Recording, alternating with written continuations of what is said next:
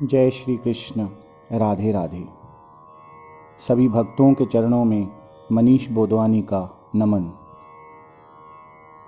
आज हम सब ये अवश्य जानना चाहते हैं कि भगवान को अगर कहीं बिठाना है तो उन्हें बिठाने के लिए सबसे उचित स्थान कौन सा।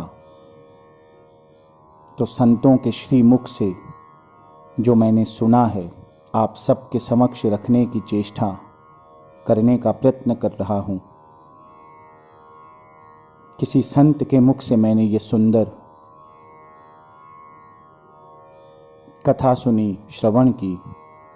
वे बता रहे थे कि एक गरीब भक्त था जो नित्य हमारे ठाकुर जी का कीर्तन करता रहता था और इतने भाव से वो कीर्तन करता कि उनका कीर्तन सुनने स्वयं ठाकुर जी भी आ जाते और घंटों तक कन्हैया उनका कीर्तन बड़े भाव से सुनते रहते। ऐसा करते करते कई समय बीत गया और कुछ समय के बाद रात्रि के समय जब वो भक्त गहरी निद्रा में था तो ठाकुर जी ने स्वप्न में दर्शन दिए और ठाकुर जी ने कहा कि भक्त, तुम जो कीर्तन गाते हो वो रोज मैं सुनने के लिए वहाँ आता हूँ और तुम्हारा कीर्तन सुनकर मुझे बड़ा आनंद मिलता है। भक्त, बस मेरा तुमसे एक छोटा सा निवेदन है। मैं रोज आता तो हूँ तुम्हारा कीर्तन सुनने के लिए और रोज घंटों में तुम्हारा कीर्तन सुनकर आनंद भी लेता हूँ, पर भक्त, मैं घंटों तक वहाँ खड़ा रहकर थक जाता हूँ। तो बस इतना सा ही निवेदन है भक्त कि कल जब मैं वहाँ आऊँ कीर्तन सुनने के लिए तो कीर्तन प्रारंभ करने से पहले वहाँ कोई भी मेरे लिए एक आसन बिछा देना जहाँ पर मैं बैठकर तुम्हारे कीर्तन का आनंद ले सकूं। इतना कहकर हमारे कन्हैया स्वप्न में ही अंतर्ध्यान हो गए और कल रोज ही की भांति जब भक्त ने कीर्तन प्रारंभ किया तो आज भक्त ने कोई भी आसन बिछाया नहीं, जैसे कि प्रभु ने स्वप्न में कहा था।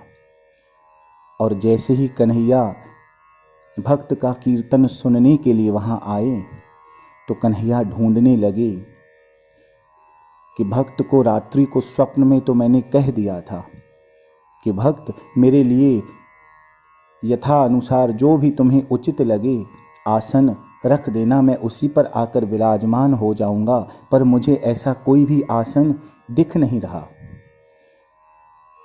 और ठाकुर जी वहां साक्षात प्रकट हो गए।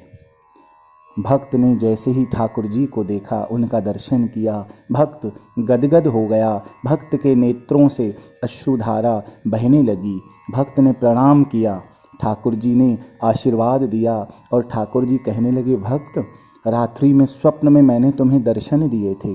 मैंने कहा था कि भक्त, मैं यहाँ तुम्हारा कीर्तन सुनने, उसका आनंद लेने रोज आता हूँ। घंटों खड़े रहकर मैं थक जाता हूँ, तो मेरे लिए यथाशक्ति अनुसार जैसे तुम्हारी उचित लगे, जैसे तुम्हें मेरे लिए कोई उचित स्थान, कोई उचित आसन बिछा दिया करना। पर भक्त, मुझे कोई भी आसन दिख नहीं रहा। और भक्त ने हाथ जोड़कर विनम्रता पूर्वक कन्हैया से कहा कि हे कन्हैया, हे मेरे गोविंद, हे मधुसूदन, मेरी इतनी सामर्थ्य नहीं कि मैं आपके लिए सोने का सिंहासन यहाँ रख सकूं, बिछा सकूं और आपको पृथ्वी पर बिठाऊं। नाथ, ऐसा मेरे मन का भाव नहीं। तो कन्हैया ने कहा, तो भक्त, कहीं भी और कोई भी आसन बिछा देते, मैं बैठ जाता। तो भक्त ने कहा कि हे गोविंद, मैं जानता हूँ कि और कोई भी आसन अगर मैं बिछा भी दूंगा तो कीर्तन प्रारंभ होने से पहले तो आप आ जाएंगे और कीर्तन विश्राम के उपरांत आप उस आसन से उठकर चले भी जाएंगे। तो इसीलिए कन्हैया मैंने आपके लिए एक आसन सोच कर रखा है, जो मेरे हृदय का भाव है कि कन्हैया आप अगर उचित जाने तो मेरे हृदय के आसन पर विराजमान हो जाएं, क्योंकि मैं जानता हूँ कि अगर आप एक बार कभी किसी भक्त के हृदय में विराजमान हो जाएं, उस आसन पर बैठ जाएं, तो फिर कभी उस आसन को, उस भक्त के हृदय को छोड़कर कभी फिर आप जाते नहीं। तो कन्हैया बस यही आपसे निवेदन करता हूँ कि आप इस भक्त के हृदय के आसन पर सदैव के लिए विराजमान हो जाएं। ऐसा कहकर भक्त विनम्रता पूर्वक कन्हैया के चरणों में गिर पड़ा।